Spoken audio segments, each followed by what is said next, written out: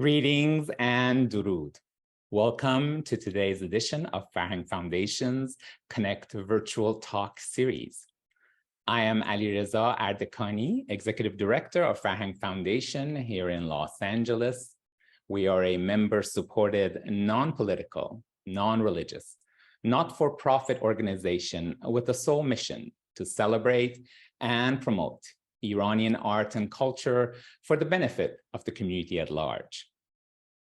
Today, we are delighted to welcome our special guest, award-winning journalist, humanitarian, and author Tara Kangarlou, who will be joined in conversation by best-selling author Abdi Nazemian to discuss Tara's incredible, powerful book, The Heartbeat of Iran, Real Voices of a Country and Its People. Ms. Kangarlou has worked with NBC, CNN, and Al Jazeera, to name a few. She's a frequent on-air contributor for various international news outlets covering the Middle East and North Africa global affairs, and she writes regularly for Time magazine. She has also spent much time covering the rise and fall of ISIS, the conflicts in Syria and Iraq, as well as other pressing humanitarian issues worldwide.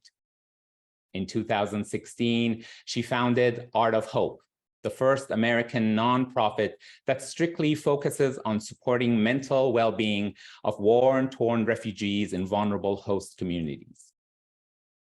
She is currently an adjunct professor at Georgetown University's School of Foreign Service, and she splits her time between London and Washington, D.C. Her book, The Heartbeat of Iran, is the first book that provides an unprecedented insight into the many nuances, textures, and complexities of real life in today's Iran to a Western reader. Our next esteemed guest is Mr. Abdi Nazemian, the best-selling author of 5 novels, including his latest book, Only This Beautiful Moment. For his literary work, Abdi has received the Lambda Literary Award and the Stonewall Honor, and his novel, Like a Love Story, was selected by Time magazine as one of the 100 best young adult books of all time. His screenwriting credits include the films The Artist's Wife, The Quiet, The Menendez Blood Brothers. His producing credits include Call Me By Your Name, Little Woods, and Scotty and the Secret History of Hollywood. Please note that we will be holding a Q&A after today's conversation, so do submit your questions via the Q&A button at the bottom of your screen. Now, please join me in giving a warm welcome to Tara Kangarlou, who is joining us from near the Turkey-Syria border, where she is conducting incredible humanitarian work, and Abdi Nazemian, who is joining us from Lisbon, Portugal. Hello and welcome to both of you. Thank you for joining us today. Thank you for taking the time out of your extremely busy schedules and all those important works that you're conducting all over the world. I will step back and let Abdi John take it away from here. Only one of us is conducting important work right now. I'm just having fun in Lisbon and eating good food. And feeling nervous because I'm interviewing a journalist, which I'm just realizing now that's quite a proposition to interview a journalist. I mean, before we begin, can you tell us what you're doing on the border right now, just so everybody knows where you are and what you're contributing to this world? Thank you, and also probably explain the bad internet connection. But first, thank you so much, Alireza, and to Farhang Foundation for having me, and of course, Abdi, to host this conversation. It's always a pleasure to speak with you. And there's nothing more joyful than to talk to a fellow author. So don't discredit yourself in that sense. But I know it's not fun interviewing journalists. So we are, well, actually, I'm in Kilis right now, which is a small city, probably around 4 or 5 miles away from the Syrian border, sort of in the southern tip of Turkey. And with Art of Hope, as Alireza mentioned, we strictly focus on providing mental health support, trauma, and psychological aid to war-torn refugees, various conflicts. But suffice it to say that we are here in support of the many Syrian refugees who were re-traumatized as a result of the deadly February earthquake. So that's why I'm here. But I'm so excited to be speaking about the heartbeat of Iran and delve deep into this topic. Absolutely. And for anyone, the Wi-Fi is working for me. So if anything isn't heard, I will try and translate it. I want to talk about your book, The Heartbeat of Iran, in great detail, but I also want to know a little bit about your life's journey first to know what brought you to the heartbeat of Iran. And if you could just tell us a little bit about yourself. I know you were born and raised in Iran, but you moved to the United States as a teen. And I'm curious about how, what your journey was and how you think it informed your career choices. Absolutely. I'm also being cognizant of time. But as you mentioned, Abdi, I was born and raised in Iran until I was 16, 17 years old, came to the US to finish high school just because I didn't want to take the, TOEFL. I was lazy and I wanted to go to college, more smoothly. I was born an American citizen. I was fortunate enough to have that opportunity to move to the US anytime I wanted to. My parents were US educated in the 60s. My father was a surgeon, oral surgeon, and he was, very well respected in Iran. So that's when we moved to California in 2003. He didn't move from Iran and he stayed there, and he had his practice there and so forth. So I found myself constantly moving back to Iran. The minute I came to California, I was like, okay, this is horrible. So every Christmas break, every spring break, every holiday, the 3 months of summer, I was back home in Tehran just because I couldn't connect with my friends, colleagues, students, and I didn't have a sense of belonging in the US, right? And that I think continued until really, to be honest with you, when I went to grad school for journalism, but then this dichotomy of life was something I always felt, Abdi. I always felt, I'm super Iranian and I don't want to give that up, but I also want to fit in, right? I want to fit in. I want to belong and I want to be an American journalist, right? And so maneuvering this duality of life was something that I think I mastered right now, but perhaps was one of the things that inspired me to gear towards storytelling, right? And tapping into stories of my upbringing in order to connect with my counterparts, because I thought, man, we have so much in common, and if only we get to talk about those common grounds, if only you get to know me, through Tara, things that I care about, things that I enjoy, things that I value that are similar to yours. So I think much of that was what perhaps was a catalyst to my entree into journalism and storytelling, and I guess I always had this humanitarian side in me. I remember watching The Killing Fields with my dad when I was quite young, and I thought, what, they both. Probably not now, I'm a bit jaded these days, but it matters. Storytelling matters, capturing what's at stake about people's lives in different parts of the world matter, Abdi. And I believe in that. And I think so much of my own upbringing into very different worlds contributed to this.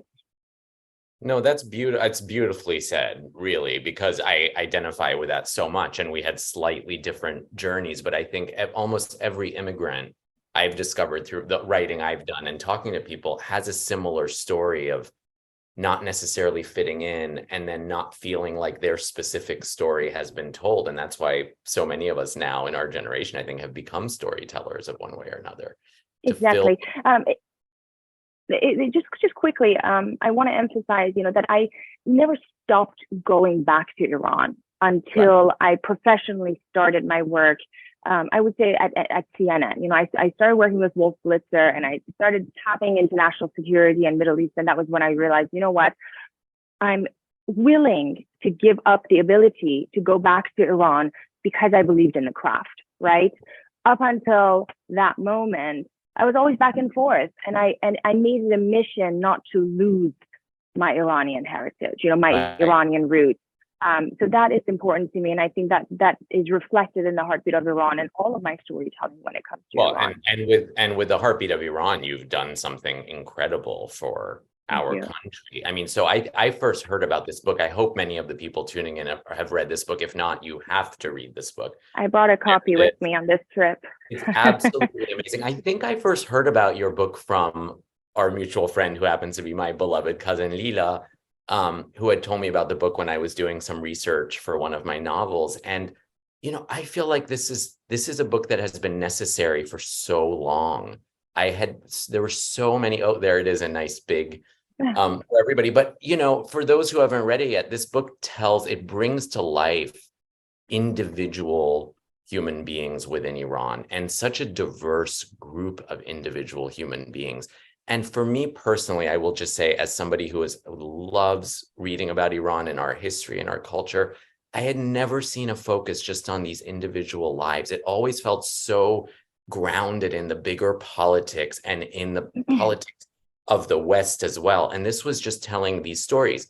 So I want to ask you so many questions about it. But first, I just want to ask, how did you come up with this idea, and what did you have to do? Because you had to stop your work for many years, right, to focus on this book. I just want to hear about the genesis. It's such a huge undertaking. Thank you. Thank you so much. Well, first of all, Abdi, I look at journalism as public service. Again, one of my very naive beliefs that, journalism is a public service.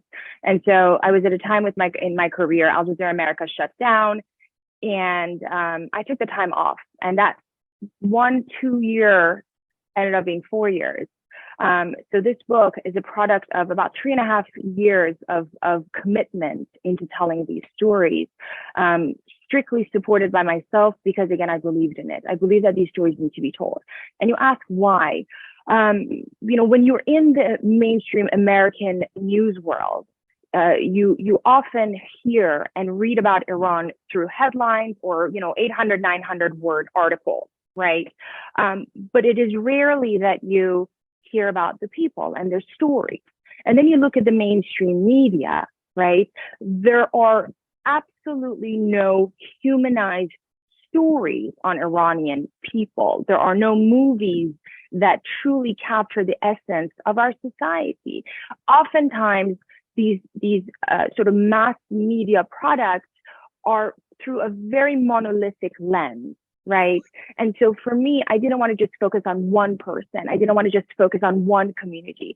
I wanted to really allow my readers, my non-Iranian readers worldwide, to start meeting everyday Iranians and understand and start understanding the culture, society, politics, and all the isms that exist in this incredibly complex country of about 83 million through their own stories, right? Through their voice, their intimate lives, and what they want to share.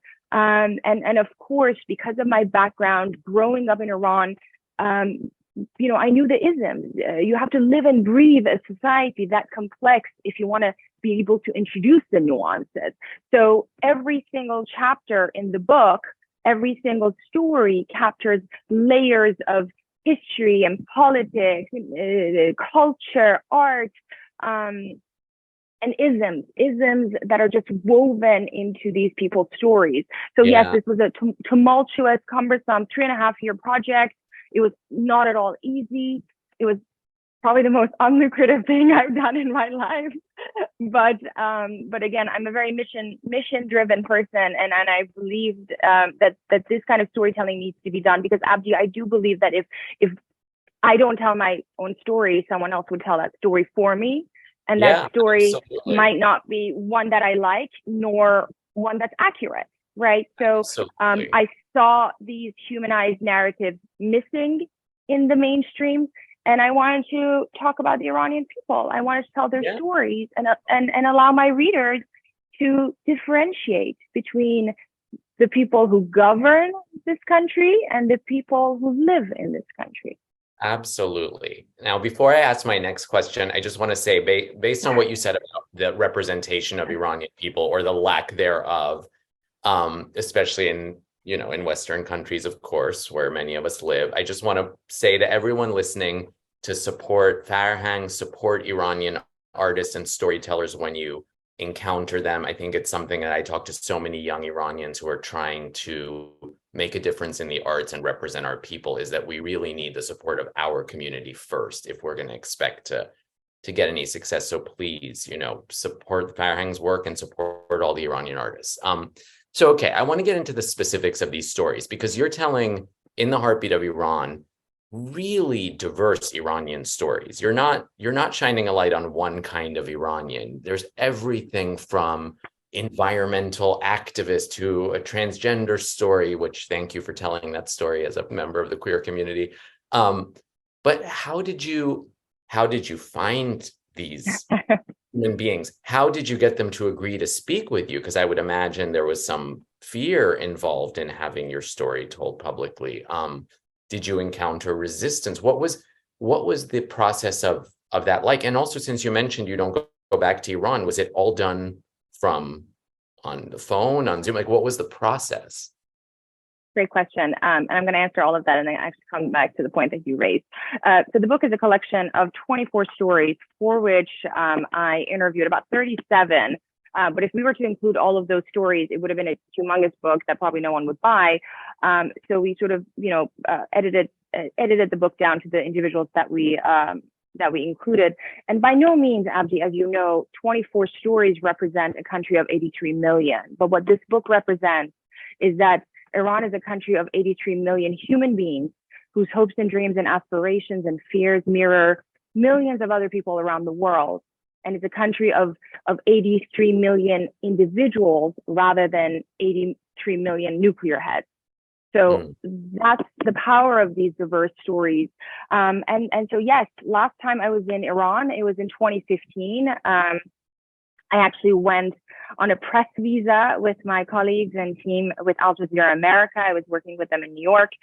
And that was the last time I was in Iran. And so 2017, end of 2016, when I started doing this book, I lined up the interviews remotely. And I think, when you're a good journalist and when you're a good field producer, you know how to do that. And as I said, I grew up in Iran, so I could pick up the phone and ask a friend of a friend or somehow get to someone that I wanted. But the way I mapped out the book was first write down the topics that I wanted to tackle. LGBTQ community was one of them. Women's issues, environmental issues, the economy, GBV, gender-based violence, human rights issues, religious minorities, food, art, culture, music, the sort of ethnic diversities. I just opened on this brilliant story of this beautiful young Baluch environmental activist who actually is also a disability champion because she happens to be blind. So every single story has been severely thought through different lenses, right? What is the audience missing in the narrative of Iran? What is it that I want to tell them about the people of Iran? How is it that I'm having every story open up the many isms, right, that exist in both the country, but also in the misconceptions and the preconceptions that the Western world and, quite frankly, the entire world has of Iran. So producing it was not easy. It took quite a long time, 2 years of probably reporting. And I have to say, I stationed myself in Istanbul.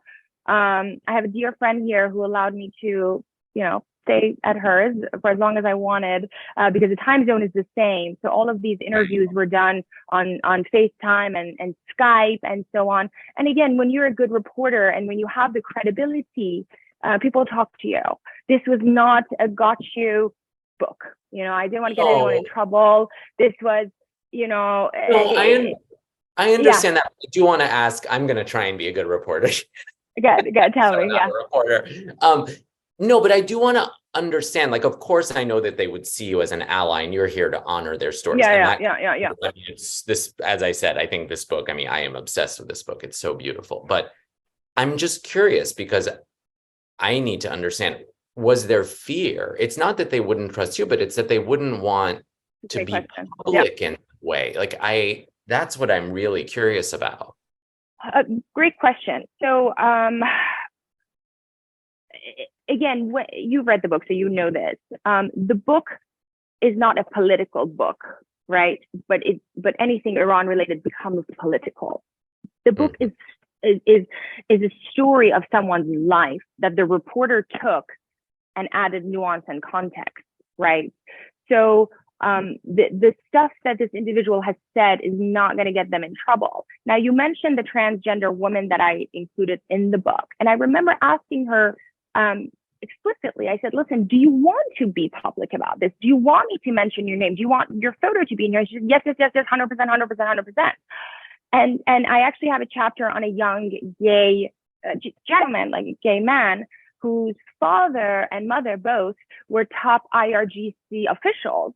In fact, for the longest time, they served in the Iran-Iraq war, ultra-conservative family. And he even insisted that, you know what, I want to be part of this. I want my name and photo to be published. But to be honest with you, I didn't feel comfortable as a journalist, for the book. It's funny because if you, for example, for a newspaper, if someone says that to me in sort of New York Times or Washington Post, again, I don't want anyone to take this in isolation. It's case by case, it differs. But if someone agrees to go on the record, you go on the record, right, as a journalist. But I still felt that, you know what, I'm going to conceal this guy's image. I just didn't feel comfortable because he was still living there. And the same goes for another young girl. She also grew up in an ultra-conservative family, dad an IRGC official. Her story is quite fascinating because I wanted my readers to understand, again, the dichotomy in even one single family. When a girl wants to break free, when the girl wants freedom, even though her entire world is saturated by a rogue monolithic view, which is that of the government. So she also was like, no, I want my picture to be shown. But for her, I was also concerned. In fact, she has left Iran. She left a year ago.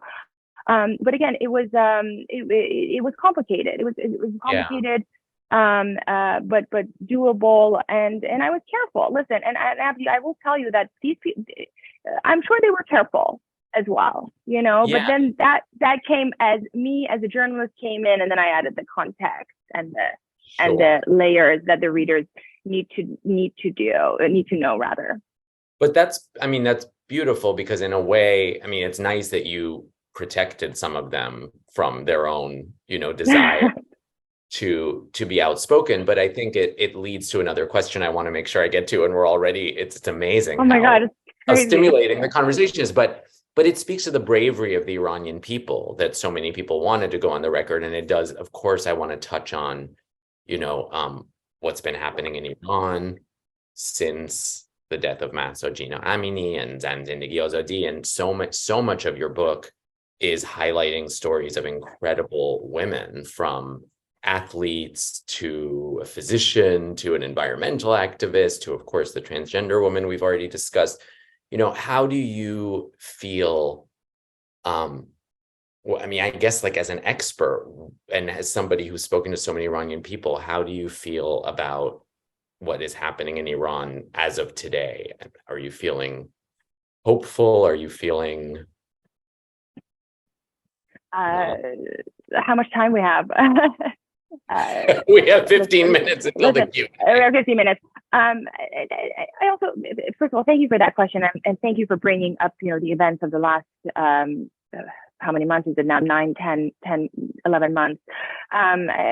Without getting into politics, because, the talk is meant to be cultural and focus on the book and so on. Without getting to the nitty-gritty of the politics, what makes me hopeful, Abdi, is that Iran is made up of a society that the majority of which are vibrant and know what they want and have the courage and resilience to fight for it, right? And even if we don't see people on the street, it doesn't mean that their desire for change has subsided. That innate desire exists, but somehow incrementally they're bringing that change about in their lives. When you go to Iran, I have friends in Iran right now who I envy. I gave up my ability to go back to Iran, the country that I love, because of my craft, but I see them telling me how girls are now walking around pretty much hijabless in many parts of the big cities and so on. And while that might seem like such a tiny small step, you know what? For them, it means something. For the Iranian people inside Iran, the smallest of steps means something, right? But at the same time, Abdi, that should not discount the severe oppression and the list of challenges and issues that we know about, that and our audience knows about. And if I may, just because I want to advance your question, this is something that I've always thought about, that in many ways has inspired me to write the book, is the power of humanizing people and humanizing any society and environment, and the impact that would have in bringing about that change. I want our audience, whether Iranian or not, to understand the difference between humanizing and normalizing.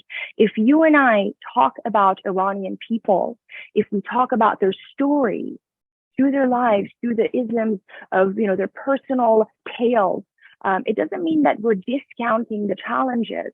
It means that we're adding to the narrative. Unfortunately, so much of the Iran conversation has been focused on sort of demonizing, rightfully so, by the way, rightfully so, the government, or focusing on the rogue behavior of that institution, and sort of victimizing the Iranian people. Again, rightfully so. But what we have failed in many ways is to then do the second part, which is to humanize Iranian people and tell their stories so that the counterparts in the US, UK, around the world, even where I am today, would understand how much they have in common with the average Iranian person and the values that they share with a society that I told you I'm hopeful about.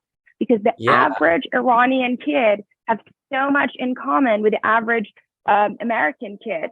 And those similarities have to be highlighted, Abdi, and that's when we're going to get the attention of the world in long-lasting impact and change. And that's very much, again, speaks to the power of storytelling, because that's only in storytelling that you get that nuance. And I think it's so important for people to remember when we think about places like Iran, where it's always framed by politics. And as you're saying, it's either like the oppressors and the oppressed. People forget that the average person is thinking about who they love, their families, music, food. I mean, we're all living day to day, and we're not only thinking about our political situation all day. We're thinking about the career we love, the people we love. And I think that's what your book does so well, is it's humanizing, as you're saying. So I'm curious, because also you mentioned, of course, it's a Farhang event. So I'm kind of assuming it's a majority Iranian audience, but I could be wrong. That could be a faulty assumption. But I'm curious, because I struggle with this sometimes. When you're writing about Iran, how do you balance writing for Iranian people and Western people? Like in writing The Heartbeat of Iran, for example, did you feel like you had to gear it to a Western audience who might not know anything? No, and that doesn't mean that the Iranian diaspora shouldn't read this, or rather it wasn't meant for them, or especially the second generation. By the way, I never got this right, first generation or second. I don't know the difference, but the kids of immigrants who were born in the US, I suppose, or those who came at a young age. But this book is not for Iranian people inside Iran, because they know their stories.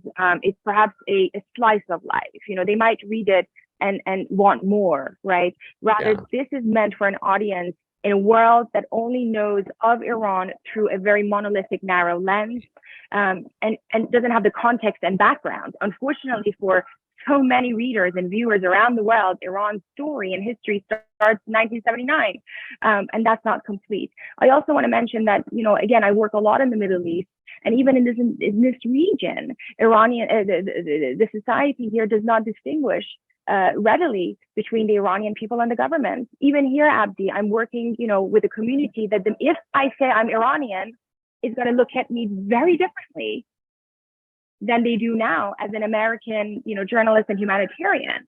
I had a big event in Jordan, and I really want to share this with our viewers. I had a big event in Jordan. People were coming from the entire region and the MENA, North Africa. And a very recognized journalist came to me and said, Tara, have you seen this show Tehran? And I said, yeah, so where are you going with this? And she said, it's fantastic. I saw they have parties and cars. And I said, oh, okay. And I was ready to answer her, but then I was, pulled away. And the reason I share this is because, this is not about parties and cars, but it's about building the common ground and connection between 83 million people in Iran who have so much connections and values they share with the rest of the world. And that's the emphasis of the Heartbeat of Iran. And that was the intention here, to focus on those values in order to build empathy. Abdi, we need the world to have empathy towards the average Iranian person, because that's the long game. That's how they're going to care about Iranian people and their plight. I could not agree more. I could not agree. I'm so a little stuck on that reaction to the show Tehran, which I admittedly have only watched one episode of, but I love it just makes me laugh what people think life in Iran is. Because the stories have not been told. Stories have only been in that, the power of storytelling, power of humanized storytelling. Yeah. Well, how do you think, you're portraying such amazing, diverse people. What do you think? I don't want to go too deep into politics, but it's funny. I looked on your website, in the description of the book, it says it's not a book about the country, it's a book about the people, or I'm paraphrasing here. But of course, then in my mind, I say the people are the country. I mean, what is a country if not its people?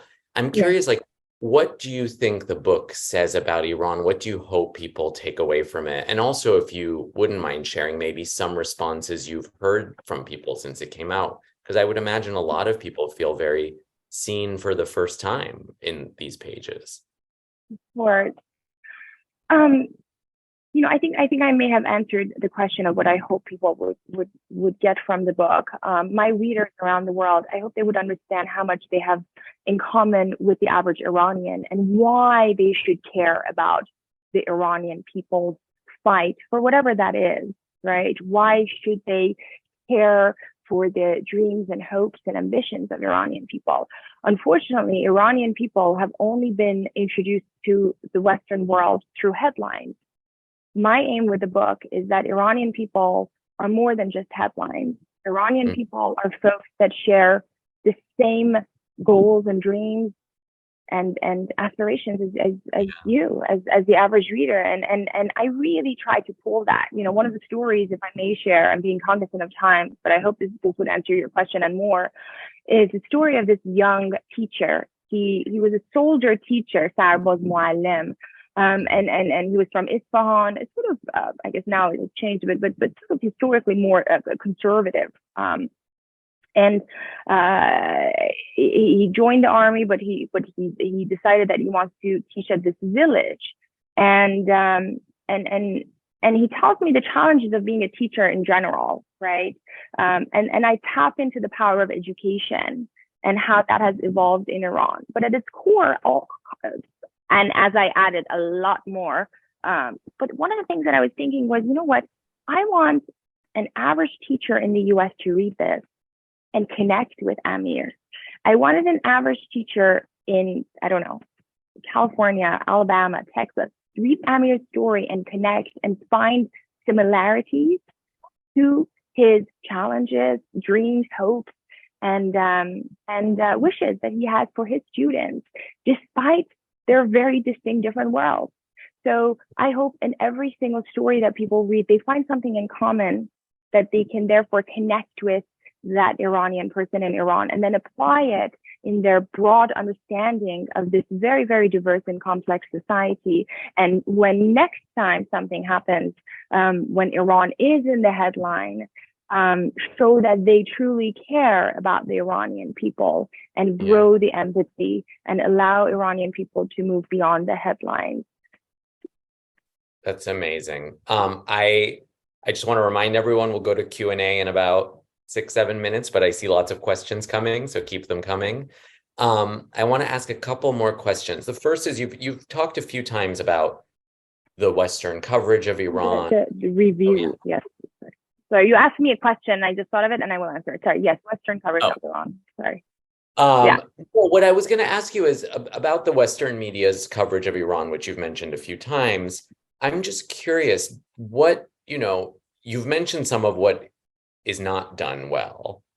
What do you think the Western media can do to improve? And do you think there's hope that this kind of humanizing storytelling can happen in the Western news media for countries like Iran? Oh, that's such a great question. And unfortunately, the short answer to that would probably be no. And I'm being very honest, right? Because we saw what happened with, Afghanistan, Syria. I mean, do we talk about Syria? I mean, yesterday, Abdi, it was a huge issue here at the border where, Russia blocked, Russia vetoed a vote to allow UN agencies and INGOs to allow aid in the country, jeopardizing the humanitarian needs of nearly 8 million people. But do we hear that? No, because Syria is no longer in the media and the headlines. That was just one example. But this is a long-term mission. You see what I mean? And I think this is when the diaspora comes in. We are responsible to tell our story. We are responsible to humanize the Iranian people, but also build connections between our communities in the US and, the Iranian people, even if it's true storytelling, movies, films. I remember, well, actually, I'm in the process of hopefully, turning the heartbeat of Iran into some sort of a motion picture. But, one of the first things that my agent asked, or I don't remember, my publisher or somebody, is that, we have to focus on, how many books are sold, or we have to focus on, how the book is received, so and so. And I don't even want to get into the technicalities of it, but it's like, okay, but we need to tell these stories. So how can we make that happen? It's sort of the same struggles that you face, right? Or even let me tell you, I guess, a more simplified anecdote. I remember when I wanted to write The Heartbeat of Iran, and this is so important, guys, for the viewers watching. Abdi, so many agents, first of all, approached me wanting for me to write about, my work as a young journalist and so on at the time. I didn't want to do that. And then when I was talking about writing a book on Iran, they wanted me to write my own story. And, I didn't particularly have an interesting story to tell, right? And I'm not going to sensationalize or create this sort of victim narrative because that sells, right? I'm not sort of, I don't even want to get into that. I want to tell stories of the people. But the thing is, mass media cares about clicks and what sells, right? Unless they truly care about an issue. And that's the core of what I'm talking about. We as the diaspora and the Iranian American community and the Iranian British community, whatever, we need to have our counterparts care about the Iranian people. And the only way we can do that is start at home, start in our community, and push storytelling on Iranian people, and unite together. I mean, honestly, Farhang is probably the first big Iranian American platform that I've spoken with. Just because, the community, I feel perhaps sometimes is occupied with other missions instead of amplifying stories and narratives.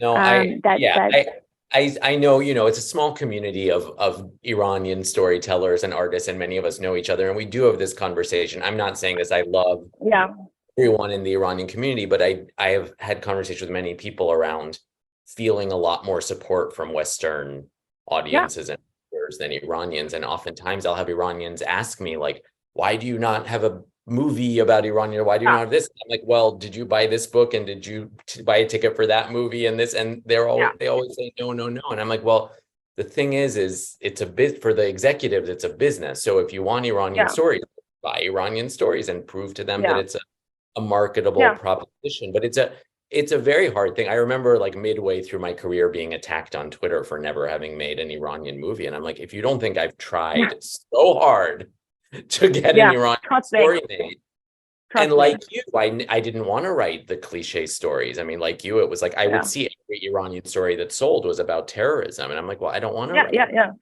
to write about family, love. Okay, wait, I want to go to the Q&A, but before we do, I want to ask one question, which, you know, as you know, as maybe some others know, I'm a very proud gay Iranian and member of the queer community. I feel very honored that our community was included in your book. I know myself, like every one of my books has a queer Iranian character, if not at the center, very close to the center. And I see that as my mission as a storyteller, is to give light to our community. But I do want, since this is a talk for our community, for you to just speak a bit about, both within Iran and in the diaspora, what are you seeing as far as LGBTQ conversations, rights, and do you have any advice? Because I know you're a passionate supporter and I appreciate that so much. Any advice on how to bridge that conversation successfully in our community? Because I think it's finally starting to happen. Oh my God, Abdi, why did you give this question until the last minute? I have like a minute to answer this. I think my answer would apply to so many other question marks or topics that perhaps our community is not comfortable with or yet fully accepted. And I'm actually going to go to the story of this. Oh my God, Nima. I was careful not to say his real name because I changed his name. You know, Nima said, "It starts from home. Change starts from home. I don't care what the government does. I don't care what, and I'm paraphrasing. I don't care what the politics is, but change starts at home. It is the responsibility of my parents, sister, to accept me." Right? And then the ripple effects would take place. The neighbor would change, my friend would change, and then the community would change. And I really sure hope that the changes that we need in our community when it comes to LGBTQ, I don't want to say rights, but sort of acceptance and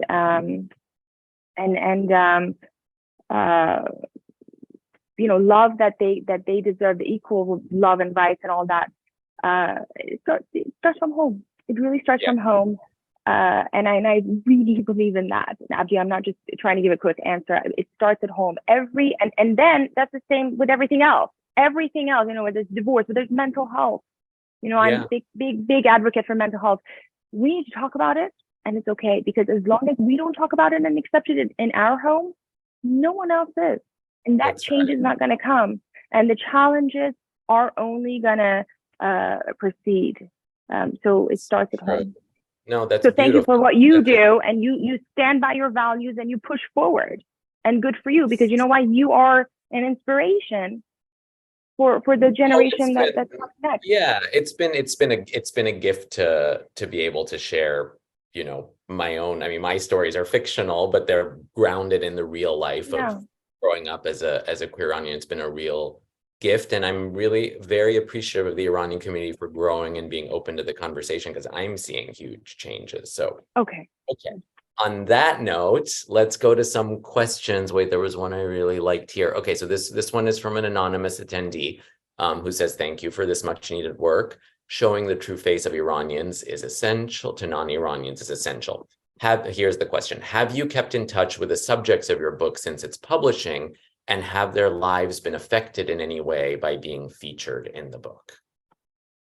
I thank God, no, they have not been affected. And it's so funny because I tried to not promote the book as much within the Farsi speaking, links to, I don't know, the Iranian kids in Iran and so on, because I'm just so paranoid. But obviously, I mean, it's very known. Also, I just wanted to say, as you mentioned, just want to very, very much emphasize that this is not a rosy picture of Iran. This is not, this flowery, beautiful, colorful take on Iran, but a very complex narrative on the realities on the ground. Some stories are more hopeful than the other, but then there are very, very serious topics discussed throughout the book. And some stories are quite sad, but yet the human essence is there with many layers of history and politics and culture and so on. And yes, I have stayed in touch with pretty much everyone, I would say. I mean, we don't talk on a daily basis, but I think that was one of my I don't want to say flaws as a journalist, because, as a reporter, you go in and out and you're done. But, even with my humanitarian work with Art of Hope, I couldn't just report on children being killed by ISIS or, refugees fleeing bombardment. I wanted to do something about it. So I tend to connect and I tend to stay in touch. But some are still in Iran, and interestingly enough, some left. And I think you might be able to guess who, and it's part of the story. Very good. Okay, so there's a few questions about what people can do. I'm going to read one of them, but there's a few that have a similar tone. I thought this was really beautiful, so I'm going to read the whole thing. It's from Tina Lundberg. So Tina says, I'm a Swede living in Brussels for the last 28 years, working for one of the EU institutions. In 2019, I went to Iran with a personal guide, and ever since I've been infatuated with the country and its culture and all its glorious aspects, having made many friends and even learning a bit Persian. What would you suggest, and this is where the question mirrors some others, what would you suggest me to do to promote the bridge building between the East and West? I do what I can by talking about artists, monuments, food, etc., but what more could I do? Pardon, where does she work? And I'm asking, she said she works with the EU, or? In an EU institution. Okay, in an EU institution. I don't know more, but the question and other people asked was more about what can we, and I would ask myself too, what can we as people who aren't journalists, who aren't flying to borders of war-torn regions, what can we do? Got it. Thank you so much. And I have to give you, my husband is Swedish, from Sweden, from Stockholm. And I sent him to Iran before our wedding last year, just because, he had to go to Iran. Just because I can't go, he has to go. And we made sure that, there's no social media, anything, before the wedding or whatever. And he just couldn't believe his eyes. So thank you for going to Iran. Thank you for not allowing the fear that exists toward this beautiful country hinder you from taking that chance. And by the way, I'm not promoting people to go to Iran. So please, I'm not doing that. So I don't want to see a tweet saying, she says it's okay to go to Iran. No. But listen, I think one of it probably goes back to our conversation. Focus on the people, focus on the culture, focus on the art, focus on amplifying stories of people that you met in Iran. When someone says, oh, Iran, Iraq, Afghanistan, tell them about an Iranian person that had an impact, on your journey, on your travel to Iran. When you meet someone who doesn't know the difference between Iranian food and Lebanese food, talk to them about Iranian food. And I know this may sound super simple, but it matters. And again, change doesn't happen overnight, or it doesn't happen in a year or two. These are changes that happen in decades. Again, 40 years has passed since the Islamic Revolution, and we had 40 years to humanize our society, but in many ways we didn't. So the only stories that were on Iran were those of, Not Without My Daughter and Argo and the revolution and blah, blah, blah. Again, they're stories that, everybody wants to tell their story, and that's fantastic, but that's not the only story, right? And Abdi, I really want to emphasize this, because perhaps it answers this lovely lady's question, and others, that is, by humanizing and talking about the people, not just the, Rosie and Dandy, but the people and their stories and our culture and art and music and stories. It's not that we're discounting the challenges and the oppression. Okay, this is a big nuance. This is important. If I tell stories of Iranian people, it's not that I'm agreeing with the regime. It's not that I'm agreeing with whatever nonsense is happening there. No, this is in addition to that. Because guess what? That narrative is very clear. I don't think there's anyone who has any doubt that the behavior of that system is rogue and vile and negative, right? But what's unclear is who these people are, right? So talking about that doesn't mean that you're accepting the behavior of the government. And I really hope that people really remember that, because it's only in these conversations that we can build empathy between our counterparts in Europe, US, and around the world, and the Iranian people. So, and if you work for EU institution, I'm happy to talk to you further and perhaps suggest some thoughts and ideas, and I'm happy to do a book talk for you guys as well. That's lovely. This is kind of an interesting question. from someone named Manek Bourgeois. I may have mispronounced that if I did.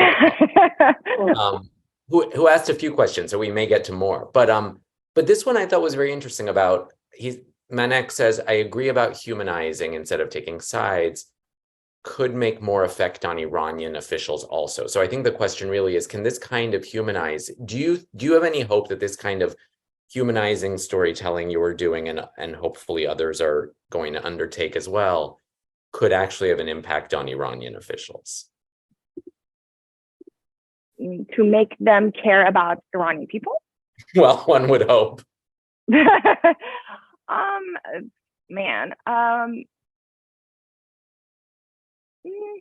My God, I don't want to say yes and no because I don't want to give a quick answer, right? I actually would love to think about this, but I think in short, listen, the Iranian the regime and the political establishment, they're not stupid. They know what they're doing and they're pretty good at it, right? So I don't think they need to see the humanized stories because they're living it, they're witnessing it. They're seeing the challenges and vulnerabilities and also the potential that their society has. So how can they not see that? In fact, they're oppressing it and they're stifling it. So I think, and not just Iranian officials, I think, quite frankly, any oppressive entity knows the potential that they're stifling, right? Because otherwise, why would they do that? But I do believe that humanized storytelling and humanizing and building bridges between the people of one society and another would allow long-lasting change. Again, not changes that would overcome, rather come to be overnight, but changes that can come in long term. Again, Abdi, things come to me. I know we have limited time, but policy change, and I don't want to get, we're not getting into politics, but American policy making happens based on a few very specific grounds. Either it benefits the U.S. or the politicians or the constituency. So the American constituency needs to make it very clear that, we care about 80 million Iranian people, and this is why, and this is what we want. Not just about Iran, Afghanistan, Syria, Lebanon, any country that's facing a challenge and tumult. But we don't see that, right? And I think that's the part that we need to work on, instead of maybe Iranian politicians, because I don't think I have the answer for that. I don't know what to do with that. Yeah. There's a few questions about specific communities, so I just want to get to that for people who know if their community is represented. Patty Bashrohani asks about the Baha'i community and if they're represented in the book, and Manek also asks about the Zoroastrian community and are they mentioned in the book? So they are. Yes, they are both definitely mentioned. I was very cognizant of the Baha'i community because, as you know, they're very, very severely oppressed and just at risk. So the plight of the Baha'is actually is mentioned throughout the last 100 years of history in Iran, throughout the stories. I didn't profile a Baha'i person because I quite frankly didn't want to put that person at risk. Even if I was concealing their identity, it would have been obvious. And I just didn't feel comfortable. I think I was maybe afraid a bit because the risks are so high. And also I knew of very great books on the Baha'i communities and their challenges in their lives. So I thought, I'm not doing a disservice. But throughout the book and throughout the other religious groups that have been mentioned, I did talk about the Baha'i community. And yes, there's this lovely journalist Zoroastrian community. And he actually is one of the people who's left Iran the last 2-3 years. He used to work for Hamshahri, and his story is quite beautiful. And I was just very proud to, in telling that story, learn more about the Zoroastrian heritage and religion myself. So that's beautiful. It's an incredible. It's so rare to have a book that really has the sense of scope about Iranian people, and I think that's another thing I just want to point out is in my experiences with the West, I think everyone thinks Iranian people are all the same. Like they don't understand the diversity within the country itself. And I think your book brings that to life so beautifully. We are running out of time. There are a few more questions.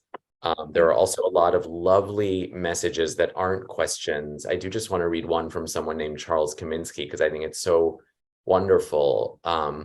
He says he was part of an association former Peace Corps volunteer who served in Iran from 1964 to 1976. He says, we share our stories of that time, have Zoom discussions, have a book club, issue a monthly newsletter, Khabarnameh, an advocacy bulletin. Our love of Iran has carried us from our 20s to our 70s and 80s. Wow. Thank you both. I thought that was just so beautiful. Thank you. Thank you. So, okay, as our last question, and this was actually the first question to come in from an anonymous attendee who says, and there were so many people who were just thanking you, just so you know, saying, thanking you for your work, the service to the community. But this person said, I'm so impressed with your work and what you do for refugees in the Middle East and beyond. As a young Iranian in the US, I'm very inspired. Here's the question, and it'll be our final one. It's a little bit of where we started, but let's see. I think sometimes when you have a conversation, you can answer the same question differently after an hour. Yes. But the question is, what drives you to do what you do to help the disadvantaged?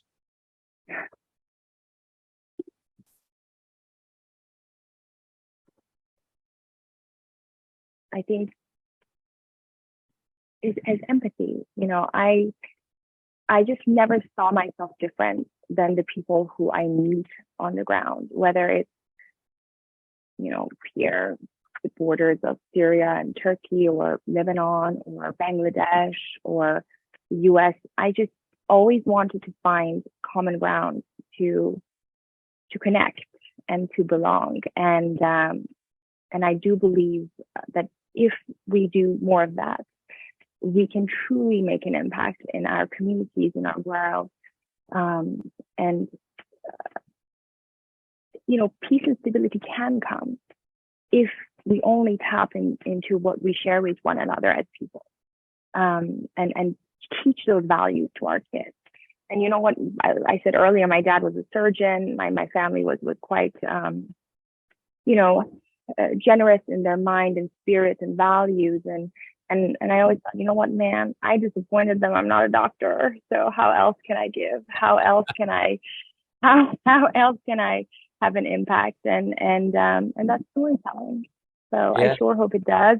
And I thank you for the opportunity to share my story, but that of the hearts of Iran with you all. Well, you do heal people in your way, as your father did. So I just want to say thank you for your work. I'm honored to know you. I can't believe I know someone who does the kind of amazing work you do. Thank you, Farhang, for really, I think Farhang goes above and beyond in our community. It's incredible. I'm so proud to be a member of this community. So thank you for having us both. Thank you. It's been riveting just sitting back here and listening to both of you. Thank you, Tara John and Abdi John, for this great conversation and for sharing this incredible book with us.